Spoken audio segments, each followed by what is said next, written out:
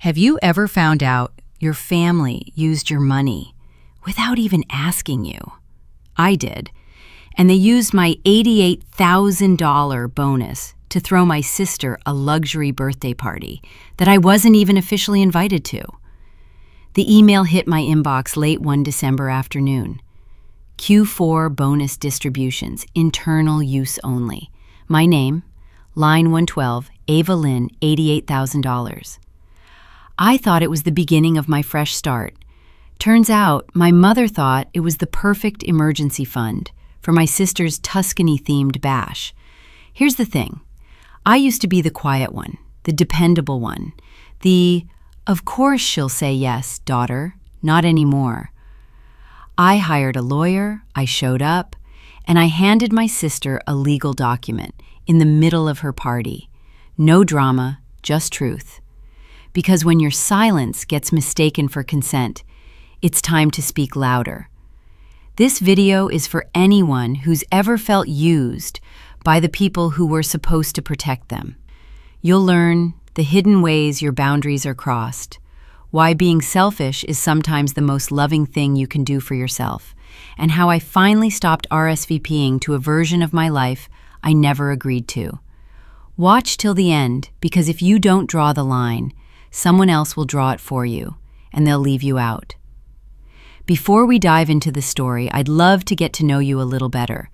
Drop a comment below and let me know where you're watching from. That way, I can send you a special shout-out. Now, let's begin our story together. I wasn't even supposed to see it.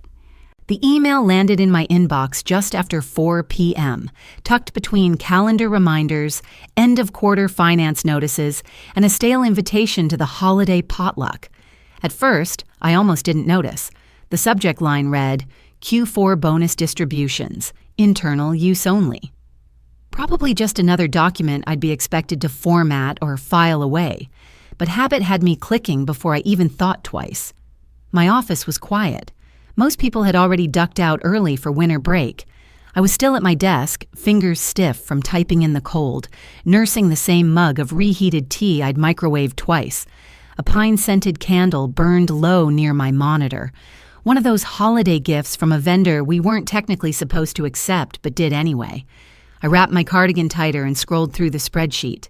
There it was, my name, line 112, a VALIN-$88,000. No typo, no shared account, just me. I didn't gasp, didn't smile, just stared. The number didn't even look real. I read it once, then again. The screen blurred just slightly, either from the glow of the monitor or the burn starting to rise in my chest. That bonus wasn't expected. It wasn't even mentioned in any of our team's projections. We were told tight budgets, minimal raises, delayed incentives until March. But $88,000? It wasn't the amount that got to me. It was what it represented. Years of loyalty, staying late, fixing other people's errors, saying yes when I wanted to say no. I didn't fight for raises. I didn't ask for perks. I didn't complain when my vacation was pushed to accommodate Q3 reporting. Apparently, I'd been rewarded. There was a folded real estate brochure tucked in my desk drawer, right under an emergency chocolate bar and a sticky note with my building's parking code. It showed a tiny cottage near Cherry Creek, less than 700 square feet, but it had a porch swing and a window seat. I'd bookmarked it months ago. No intention to act, not really. Just something to look at when the office felt too gray. That afternoon, without thinking, I printed the brochure again, pressed it flat, slid it into my leather work tote. My fingers trembled slightly as I packed up for the evening. Outside, Denver's wind hit like a memory, cold, unrelenting. I wrapped my scarf a little tighter and headed home, where my apartment smelled faintly of cinnamon and laundry detergent. The kind of place people call cozy when they don't mean it in a nice way, but it was mine. I kicked off my boots, lit the soy candle I'd been saving, and poured a glass of wine that had no business calling itself Merlot. It was sweet and cheap and exactly what I needed. I curled up on the couch and texted Tara. Me. I think I might actually start over. Tara. Start what over? Did something happen? Me. Not bad, just big. I'll tell you tomorrow. She responded with a row of blinking question marks, then a single sentence. Don't ghost me like last time, Ava. I smiled. Tara never let me retreat too far into myself. The thing is, I was never the start over type. I was the stay late and triple check the formula type. My manager once said with a teasing grin, "You're the most responsible person I know, almost too responsible." At the time, I'd rolled my eyes and filed the comment away with all the others. But sitting there, surrounded by the soft glow of a single lamp and the faint hum of the fridge, I realized she might have been right, and maybe it was time I changed that. I went to brush my teeth, already planning how I might bring up the bonus during my next one-on-one. Maybe I'd use it to leave the company, or to travel, or just maybe to make that brochure dream real. I'd barely finished flossing when the ping hit my phone. New email from my mom. Subject, event receipt. Final confirmation. I clicked it open, still half distracted. At first glance, it looked like any other forwarded receipt. The email chain went back a few weeks, though I hadn't seen any of it before. The sender was some upscale venue north of Boulder, Linden Hill Events. I'd heard of it. A wedding hotspot usually booked out 2 years in advance. Except this wasn't a wedding. It was for Sophie's birthday party. The receipt listed everything: venue rental, private chef, floral installations, a photographer from LA total, $42,300. Status, paid in full. My stomach twisted, but I kept scrolling. Near the bottom of the email, under a sea of vendor contact info and RSVP deadlines, was a simple line. I almost missed it. Card used ending in 1209. I froze. That was my card. The one I'd only used for one thing outside work this year, a deposit on a backup storage drive in July. I'd memorized those 4 digits when the bank mailed me a replacement. My wine glass sat untouched on the coffee table. The candle flickered. A faint chill returned to my fingers. I stared at the screen until it dimmed. Then I reopened it, read the line again. Card ending in 1209. Mine. And just like that, the warmth I'd started to let in that evening began to drain. It's not like you were using it for anything important. That was the first thing my mother said after hugging me hello. Not, "How was your flight?" or "We missed you." Just that. Casual, confident, coated in lemon-scented polish like the rest of the house. I stood there, a homemade lemon loaf sweating through its foil wrap in my arms, and blinked. For a moment, I thought I'd misheard. But no, Evelyn Lynn had a way of making even the most jarring statements sound like observations. No room for argument, just facts wrapped in a smile. The foyer still smelled like cinnamon potpourri and wood polish, exactly like it had every December since I was a teenager. Nothing changed. Red velvet bows adorned every banister, and faux snow clung to the edges of the mirror I'd once practiced speeches in front of. A small wreath hung crookedly on the door, its battery-operated lights blinking out of sync. Sophie came skipping down the stairs in a silky wrap dress, her face flushed with excitement. "Ava, you made it!" she said, pulling me into a quick hug that smelled like vanilla body spray. Her voice bubbled with the kind of joy that didn't need permission. "I wouldn't miss it," I replied. I meant it differently than she thought. She gestured dramatically toward the dining room. "Come see what we're planning, Tuscany under the stars. Can you believe it?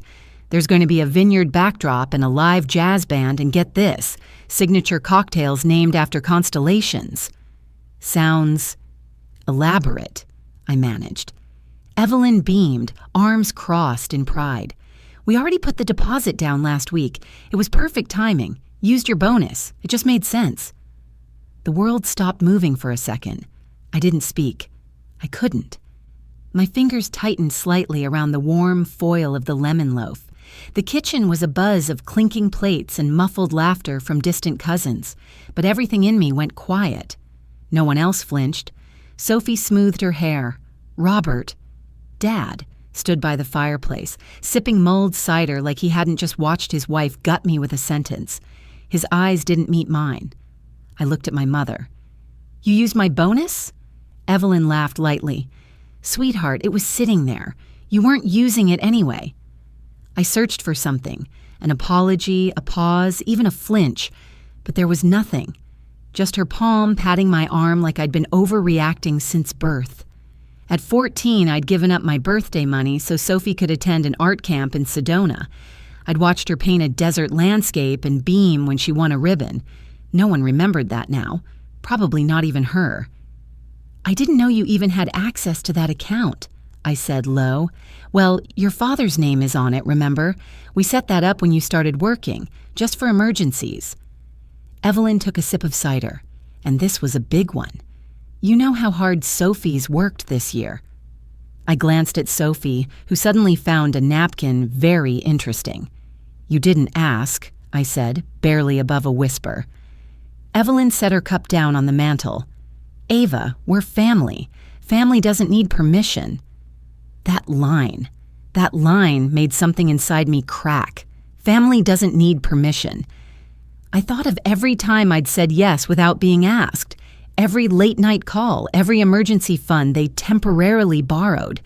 I thought of the time they asked me to co-sign Sophie's student loan, and I refused, and how no one spoke to me for a month afterward.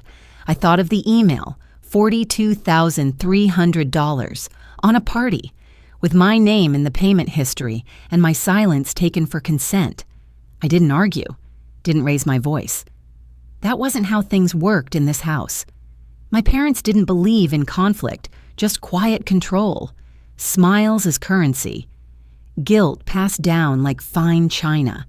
Dinner was served on mismatched china plates, the good ones reserved for Christmas Eve. The wine glasses didn't match either. Mine had a chip on the rim.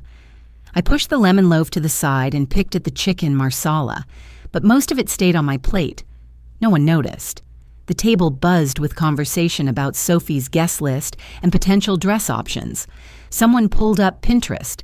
Someone else asked if there would be a gelato cart. I sat there like an outsider at my own family's table. The numbers still burned into the back of my mind. Evelyn passed around a photo book of Sophie's graduation.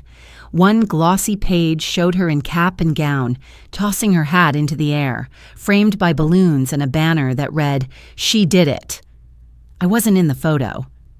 Later that night, I sat on the edge of my childhood bed, the same one with the squeaky headboard and faded star stickers on the ceiling. I stared at the phone in my hand, debating. My thumb hovered over a tab labeled Autopay, Utility Account.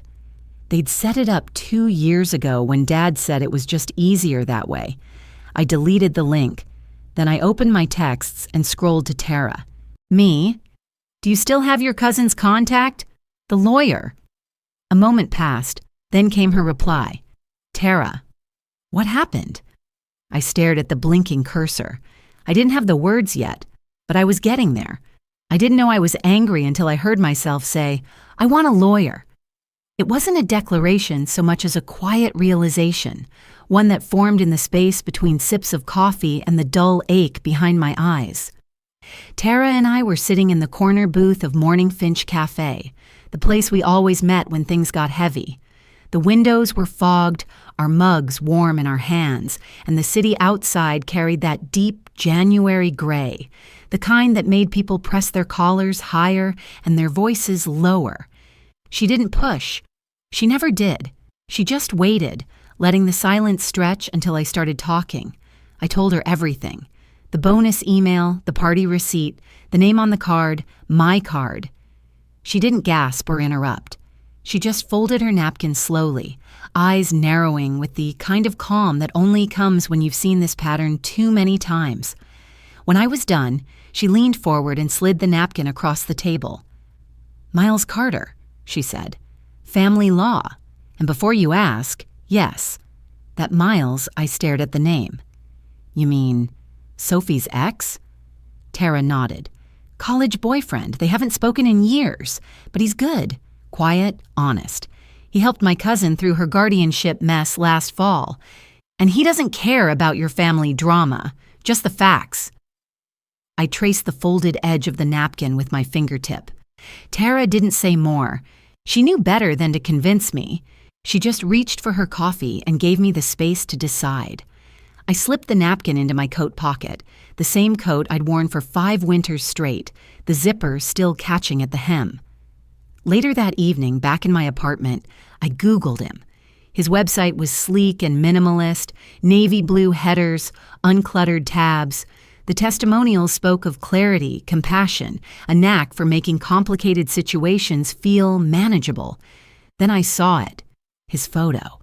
And right beside it, a tiny thumbnail from a university fundraiser. Sophie, arms looped around him, laughing under string lights. I hesitated. That same flicker of doubt crept in. What if he judged me? What if he saw me as dramatic? But I made the appointment anyway. His office sat on a quiet block near Capitol Hill, tucked between a tailor and a wellness studio. The waiting area smelled like pine cleaner and something faintly citrusy.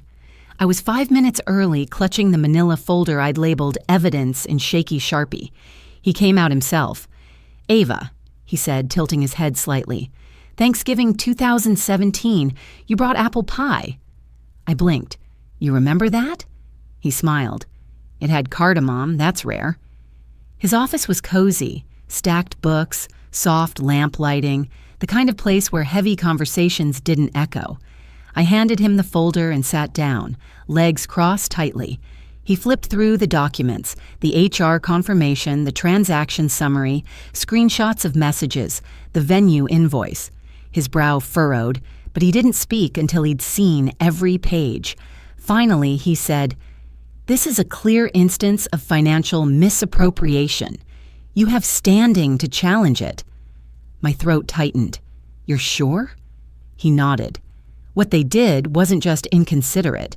It crossed legal boundaries, especially with the size of the bonus and lack of consent. I exhaled, my fingers twitching against my knee. He laid out options, a formal letter of revocation, a financial boundary statement.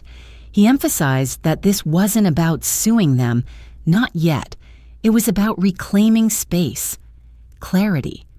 "We'll draft something simple but firm," he said. "No accusations, just facts. We draw a line in the sand." He reached into a drawer and pulled out a single-page form. "If you're ready, this gives me limited power to act on your behalf. Just for this matter." I stared at it. The words blurred slightly. I thought about the lemon loaf I'd baked just days ago, the electric bill I'd paid for them every month without fail, the way Sophie had looked at the floor when Evelyn said, "You weren't using it anyway." I picked up the pen. My hand didn't shake. When I finished signing, Miles nodded and tucked the form into his file. "You're not overreacting," he said gently. "You're setting a boundary. There's a difference." I left the office just before dusk.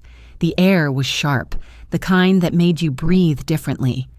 I passed a bookstore with a winter display, paper snowflakes in the window, tiny handwritten reviews taped to bestsellers. In the reflection, I caught my own face, and something about it was different. Not harder, not colder, just steadier. My phone buzzed in my pocket. I pulled it out and saw the name, Evelyn. The message read, "Are you seriously doing this?" I didn't answer. Not yet. But I kept walking, phone back in my coat, hands deep in my pockets. The sidewalk stretched ahead, quiet, cracked, full of turns. The envelope was thick and elegant, gold-trimmed edges, embossed crest, and a weight that made it feel official. I found it waiting on my kitchen counter one late February morning, tucked between an energy bill and a coupon flyer. There was no return address, but the handwriting on the front was unmistakably commercial, scripted and impersonal. Inside, an invitation. "You are cordially invited to Sophie Lynn's 27th birthday celebration at Willow Heights Vineyard." Below, in crisp print, was the date, March 16th, 2024, an RSVP. Confirmed, no card, no apology, no signature. Someone had said yes for me. My name wasn't even on the front. I stood frozen in my apartment, the Denver air outside turning slushy. Frost melted in rivulets down my window. I looked at that RSVP and felt the same hollow churn I had when I was 9, when my name had been left off the church recital program. I'd practiced for weeks. After the performance, I sobbed in the car while Mom told me not to make a scene. That names were just ink, but they weren't. Not to me. My phone vibrated with a group chat alert. "So excited for next month's celebration." Evelyn. Then others chimed in. "Vineyard sounds dreamy. Tuscany vibes, yes please." Sophie finally added, "Hope everyone brings their best vibes." I stared at the screen, numb. No one had acknowledged me. Not the bonus, not the boundaries, not even my decision to step back. It was like I'd been written out of the narrative. Again. I didn't respond. I set the invitation down and walked to my desk. From a drawer, I pulled out the manila folder I'd labeled Q42023. Inside were printouts. My bonus confirmation, a screenshot of the email chain with HR, bank transfers, utility payments, health insurance deductibles I'd quietly paid for my parents. I began highlighting in yellow. I called Miles. He picked up on the second ring. "Hey, Ava. They sent me an invitation." He paused. "To the party?" "Yes, RSVP already marked yes. No message, just like nothing ever happened." Miles exhaled. "Then that's their response." I didn't speak for a second. What do I do? "Document it. You've already started. We'll move forward." Their silence only strengthens your claim. "And Ava?" "Yeah?" "You're not being dramatic. You're setting a boundary." His voice was calm, grounded. That sentence landed like something more permanent than sound. It felt like truth. I ended the call and lit a cedar candle. The scent curled through the room. I thought of the winter when I turned 17 and used my first paycheck to buy Mom a candle. She'd barely noticed, too busy wrapping Sophie's painting supplies. At my desk, I unfolded a blank calendar page and circled March 16th with a blue pen. Underneath, I wrote in small, steady print, "Not a guest. A witness." I didn't know yet how I'd show up, what I'd wear, or whether I'd speak, but I knew I would not let that day pass unmarked.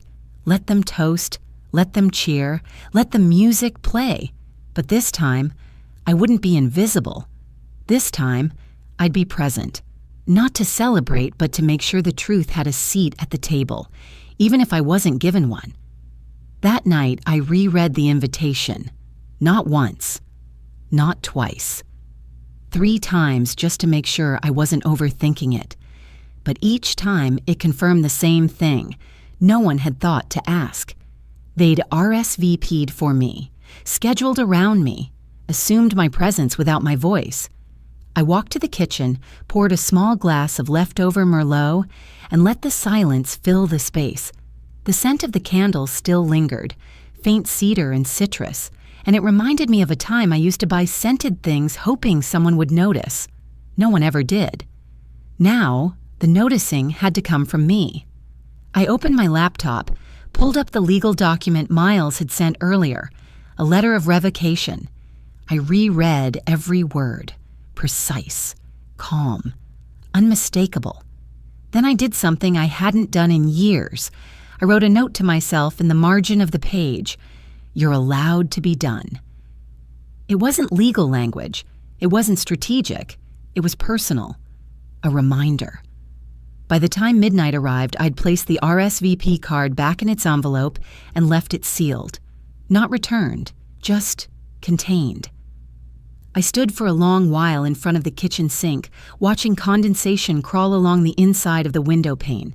Denver's night pressed against the glass, dim and muffled, like the world had put on earmuffs. Outside, the streetlight flickered once, then steadied. It reminded me of the way I used to calm Sophie when she was little, tapping the nightlight 3 times to tell her she was safe. But this time, I didn't feel safe. I felt rewritten. The house was silent except for the low hum of the refrigerator. In the stillness, I thought of all the RSVPs that had arrived over the years, birthdays, reunions, wedding showers, and how mine had always been assumed, not asked. I'd said yes to everything, yes to driving, yes to covering, yes to being the invisible glue. I went to my bedroom and opened a drawer. Inside, a stack of old photos sat in a rubber-banded bundle. I thumbed through them slowly. Sophie's 6th grade art fair, Dad's retirement party, my college graduation. In that one, I stood to the side while Sophie beamed in the center. Even back then, I'd thought, maybe this is what being part of a family means. Supporting quietly, always just out of frame. But I was done being cropped out. I wasn't there for the cake. I was there for the closure. The jazz band was already playing at last when I stepped out of the rideshare and onto the gravel path that led to Willow Heights Vineyard. Late afternoon sun spilled golden light across rows of white chairs and floral arches. Guests laughed under strings of twinkling bulbs as waiters weaved past with flutes of champagne and hors d'oeuvres. It looked like something out of a bridal magazine. I adjusted the collar of my dark blazer. No makeup, no jewelry, no gift. Just the envelope in my hand, thick with folded papers and the weight of 1,000 unspoken conversations. I walked slowly, heels crunching against the gravel. Evelyn spotted me first. "You came," she said, lips stretched into a smile that didn't reach her eyes. She wore a pale lavender dress and pearls that had once belonged to my grandmother. "Not for the party," I replied evenly. She blinked but didn't respond. Inside, the room smelled like sugar and fresh-cut roses. A tower of pastel macarons stood beside a 5-tier cake. Sophie floated between guests in a soft gold gown, her curls pinned just so. Her voice rose in lilting thanks as people offered hugs and gifts. I hovered at the edge of the room, quiet as a shadow. No one noticed, not until the toasts began. Glasses clinked. Evelyn took the mic and thanked everyone who made this day so magical. Sophie beamed. Robert clapped a little too slowly. When it was Sophie's turn to speak, she smiled sweetly and said something about love and family and feeling supported. That was my cue. I crossed the patio and approached her. No rush, no drama, just motion, steady and certain. Her smile faltered the moment she saw me. I didn't say a word, just handed her the envelope. Her hands trembled slightly as she opened it. Inside was a printed letter of legal intent, and beneath that, a detailed log of every transaction, transfer, and unauthorized use of my bonus. Her eyes scanned the top page, then widened. "Dear friend, what would you do if you were in my shoes? I bet you can't guess what's coming next. But before we go any further, drop a 5 in the comments if you're still with me, because what happens next might just leave you speechless." "What is this?" she whispered. Before I could answer, Evelyn appeared as if summoned. "What are you doing?" she hissed. "This is her night." I looked at her, calm and clear, telling the truth. That money built this moment. Without consent, the music stuttered. Not stopped, just staggered for a beat. Glasses paused mid-air. A whisper rippled through the room like wind through a wheat field. Guests turned to watch. Some looked confused, others embarrassed. Robert rubbed his temples and turned away. I didn't raise my voice. I didn't cry. I walked to the edge of the patio, just beneath the string lights. The vineyard stretched behind me, endless rows of grapes sleeping beneath the soft Scottsdale dusk. "This isn't revenge," I said aloud to no one in particular. "It's release." Then I turned and walked out. The gravel crunched again underfoot. The sun had nearly slipped behind the hills, and with it the heat of the day. I didn't look back. As I reached the edge of the parking lot, footsteps followed me. "Miles, you did what most people only dream about," he said, voice low, even. I exhaled. Number, I did what I had to. We stood in silence for a moment. The party behind us buzzed back to life, muted but alive. I didn't feel triumphant, but I did feel something else. Real, solid, whole. For the first time in years, I wasn't anyone's plan B. I wasn't an afterthought. I was Ava Lynn, and I had drawn the line. As we walked toward our cars, the faint hum of the jazz band floated over the hedges, now playing something slower, less joyful. Maybe no one else noticed the shift, but I did. A party can keep going even when the air inside it has changed. "I didn't expect you to come," Miles said after a while, his tone gentle but honest. "I didn't either," I replied. But then the invitation showed up. RSVP already filled out, like the decision had been made for me. Again. He nodded. "They thought you'd stay quiet." "They always do." We stopped at the base of a small hill overlooking the vineyard. The vines were bare this time of year, but the land still held a kind of quiet power, like something waiting to bloom again. I folded my arms against the chill. The blazer wasn't warm enough, but I hadn't come here for comfort. When I was 16, I said, not sure why, Sophie wanted a beach party. Evelyn got bronchitis the week before, so I planned it myself. Booked the venue, ordered the food, handled the RSVPs. Sophie called it her best birthday ever. No one thanked me. Miles didn't interrupt. He just waited. I thought if I kept giving, one day they'd see me. And today? Today, I realized they saw me. They just didn't care. I turned to him then. "You've probably seen 100 cases like this. Families fighting over money." He smiled sadly. "Money's just the surface. It's always about recognition, about being seen, about boundaries." I nodded. That word again. Boundaries. We walked a little further, neither of us saying much.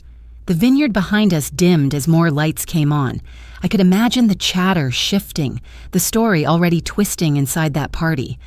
Maybe I was already the villain in someone's version of the night. I didn't care. Because for once, I wasn't trying to explain. I wasn't trying to fix anything. I was just done. "Do you regret it?" Miles asked finally. "No," I said. "I regret waiting this long." He offered me a ride. I said yes. And as I settled into the passenger seat, I let myself look out the window, not back at the vineyard, but ahead, where the road curved softly out of view. Somewhere in the distance, Denver was waiting, my apartment, my life, my next step. I didn't know what would happen next. Maybe more silence from Evelyn, maybe Sophie would finally call, maybe not, but I knew one thing for sure. I was never going to RSVP to someone else's version of my life again. I didn't keep the dress. I didn't keep the invitation. I kept the boundary. It was a quiet morning in Denver. April sun pushed through half-open blinds, casting lines across cardboard boxes and fresh hardwood floors. I padded through my new space barefoot, a chipped mug of chamomile tea in hand, lavender tucked in a jar by the sink. Unpacking always felt like a ritual, not just putting things in place, but choosing what mattered, which drawers deserved silverware, which shelves earned books, what stayed, what didn't. The kettle hissed behind me as I knelt by a box labeled Books Keep. Titles I hadn't touched in years, but still couldn't part with. A spine caught my eye. Boundaries That Heal. A gift from Tara back when I still thought boundaries meant saying no once in a while. My phone buzzed. Tara, of course. Video call. She didn't bother with a greeting. So, no drama? I smiled. None left. Her hair was up in a messy bun, steam rising from whatever soup she was having for lunch. "You look lighter." "I feel it." We chatted a while, about nothing and everything, how the place still smelled faintly of paint, how I'd finally let go of the kitchen gadgets I never used, how peace didn't feel loud but like a cleared-out drawer that actually closes right. A knock on the door pulled me away. It was Miles. He held out a small basil plant in a clay pot. "Thought your windowsill could use company." I took it. "It's perfect." He didn't stay long, just enough to set the plant down and make a joke about my chaotic spice cabinet. No lingering looks, no swelling music, just stillness. It felt right. Later, I sorted through mail, junk, advertisements, a statement, then an envelope from Willow Heights Vineyard. Inside, a bill. Remaining balance, $4,812.67. No note. No, thank you. Just a number and a blank space for a check. I stared at it. The wind stirred the paper slightly. Like it too, wanted to escape the page. I stepped onto the patio. Denver's spring air carried the scent of wet soil and distant coffee. I placed the letter in a ceramic bowl, struck a match, and held it still. The flame caught slowly. The edges curled. The numbers warped and disappeared into ash. I watched until there was nothing left but black flecks and a faint warmth rising from the bowl. I turned my attention to the spice rack. Mismatched bottles, some half-used, some never opened. I paused at a dusty container of turmeric, leftover from a recipe I never finished during lockdown. Funny how things linger. The refrigerator hummed as I made my way to the living room, still half barren but already mine. The couch was second-hand, the rug from a clearance sale. But in this light, they felt deliberate, like they belonged here, like I did. There was no framed picture of Sophie, no smiling faces from a vineyard backdrop. I hadn't printed those, hadn't saved them, but I didn't tear them up either, just let them drift into the digital ether like so many unopened emails. Tara had once told me, "You don't have to forgive people out loud." I finally understood what she meant. Forgiveness didn't have to look like a conversation, or a handshake, or even a letter. Sometimes it looked like silence, like no longer budgeting for their emergencies, like spending Sunday mornings in your own kitchen with the window open and the day unclaimed by anyone but you. Miles's basil plant sat near the window now, its leaves tilted toward the sun. I reached out and turned the pot slightly so it would grow straighter. There was no need to correct anyone anymore, just myself. I curled into the armchair by the window, tea warm in my hands. A neighbor's radio played something soft, maybe Sam Cooke or Otis Redding, hard to tell. And just before the song ended, I whispered, not bitter, not regretful, just softly into the room, "Happy birthday, Sophie." I'm not angry anymore, just lighter, like I finally cleared out a room in my heart that had been cluttered for years. In life, if you don't set your own boundaries, someone else will draw them for you, and they'll often leave you out. Family can love you, but they can also get used to you always saying yes. Forgiveness isn't about making peace with them. It's about making peace with yourself. If this story reminded you of a line someone once crossed, feel free to share. No matter your age, it's never too late to start again, on your terms. And if this story touched your heart, give it a thumbs up and subscribe for more stories about resilience and hope. Thanks for watching.